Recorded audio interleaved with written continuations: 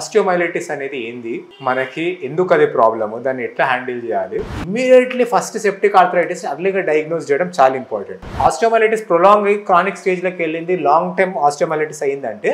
Hello, నేను doctor Vamshidhar Reddy, orthopaedic surgeon. So ఇప్పుడు ఇంకో ఆర్థోపెడిక్ ఇన్ఫెక్షన్ గురించి మాట్లాడదాం. ఇంతకుముందు సెప్టిక్ ఆర్థరైటిస్ గురించి మాట్లాడదాం, అంటే జాయింట్ ఇన్ఫెక్షన్. ఇప్పుడు మనం బోన్ ఇన్ఫెక్షన్ గురించి మాట్లాడదాం, దీన్ని ఆస్టియోమైలిటిస్ అంటారు. సో ఆస్టియోమైలిటిస్ అనేది ఏంది, మనకి ఎందుకు అది ప్రాబ్లము, దాన్ని ఎట్లా హ్యాండిల్ చేయాలి, ఒక బ్రీఫ్ ఓవర్వ్యూ.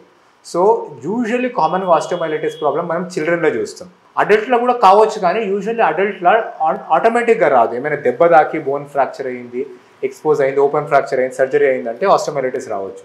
కానీ చిల్డ్రన్లో స్పాంటేనియస్గా మనకి వేరే దగ్గర ఇన్ఫెక్షన్ అయితే బోన్కి స్ప్రెడ్ అయ్యి రావచ్చు. సో కామన్గా ఏమవుతుంది అంటే ఆస్టియోమైలిటిస్లో మనకి ఏ లెవెల్లో అవుతుంది అంటే జాయింట్కి దగ్గర అవుతుంది.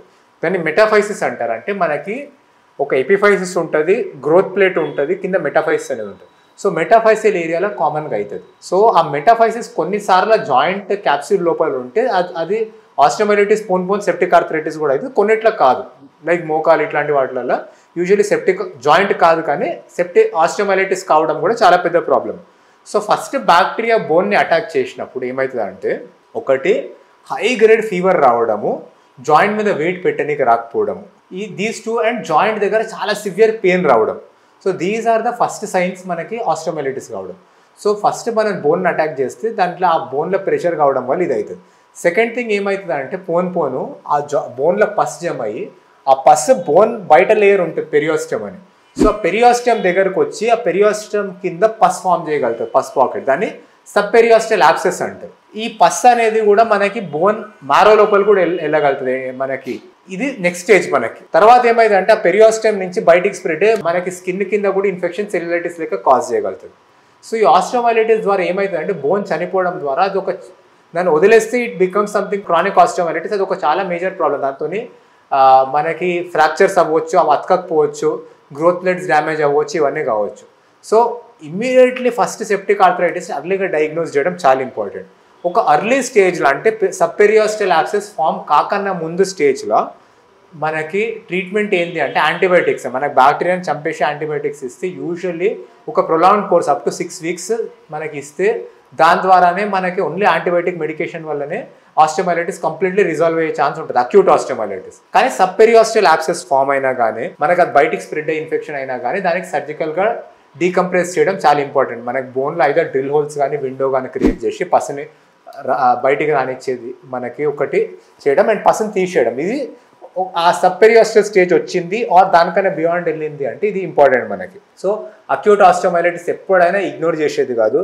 ఏ జాయింట్ దగ్గర ఎస్పెషల్లీ చిల్డ్రన్లో pain, swelling, fever, pain and swelling around a large joint, మనకి పెద్ద జాయింట్ చుట్టూ, దాన్ని ఆస్టియోమైలిటిస్ అనే అనుకొని దాన్ని ట్రీట్ చేయడం ఇంపార్టెంట్. అంటే అది మోస్ట్ ఇంపార్టెంట్ మనకి. అది ఏం కాదు, స్కిన్ ఇన్ఫెక్షన్ అనుకోవడం కాదు. ఫస్ట్ థింగ్ ఆస్టియోమైలిటిస్ని రూల్ అవుట్ చేయాలి, దాని తర్వాతనే ఏదైనా ట్రీట్మెంట్ చేయాలి. సో ఇది మనకి ఆస్టియోమైలిటిస్ గురించి ఓవర్వ్యూ.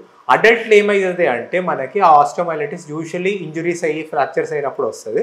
దాంట్లో ఏం చేయాలి అంటే మనకి క్రానిక్ ఆస్టియోమైలిటిస్ అయిపోయే ఛాన్స్ ఉంటుంది.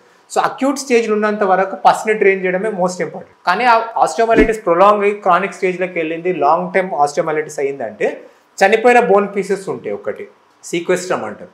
సో ఆ సీక్వెస్ట్రమ్ని తీసేసే ప్రాసెస్ ఒకటి. సెకండ్ థింగ్ అదని సీక్వెస్ట్రెక్టమీ అంటారు. సెకండ్ థింగ్ పర్సన్ పర్మనెంట్గా డ్రైన్ చేసే ప్రాసెస్. అండ్ ఆ మిగిలిపోయి ఆ చనిపోయిన బోన్ వెళ్ళిపోయిన గ్యాప్ని బ్రిడ్జ్ చేసే ప్రాసెస్. సో ఇవన్నీ ట్రీట్మెంట్ మనకి క్రానిక్ ఆస్టియోమైలిటిస్లో వస్తుంది మనకి.